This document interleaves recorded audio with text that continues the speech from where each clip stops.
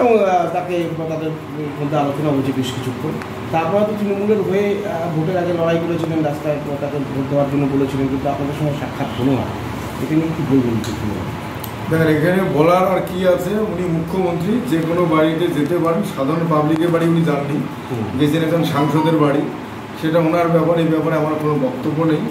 যদি ওনারা মনে করেন যে অনন্ত রায়ের কিছু ভোট বা ওই সাংসদের কিছু ভোট আছে, সেই ভোটগুলো ওনারা পাইছেন, উনি যদি ভেবে থাকেন, আমার মনে হয় ধারণাটা ভুল।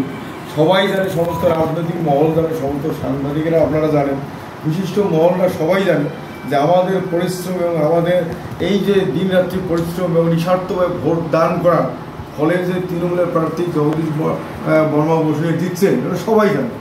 এই পরিপ্রেক্ষিতে উনি যদি আমাদের এই পরিশ্রম বা ভোট দানকে গৌণভাবে দেখেন, সেক্ষেত্রে উনি এসে যেহেতু মদন মোহনকে পূজা দিচ্ছেন, আমরা কুচবিহারের মানুষ, সহজ সরল ধর্মপ্রাণ মানুষ, আমার একটাই বক্তব্য, নুন খেলে গুণ গাই। উনি আমাদের স্কুল করে দিয়ে তার জন্য নিরলস পরিশ্রম করে ভোটে জেতাই দিচ্ছি। তারপরে যদি উনি এটাকে গুরুত্ব না দেন, তাহলে এর বিচার মদন বাবাই করবে, বা আমরা শিবচন্ডীকে মানি, শিবচন্ডী বিচার করবে। এর বেশি আর বলা হবে না।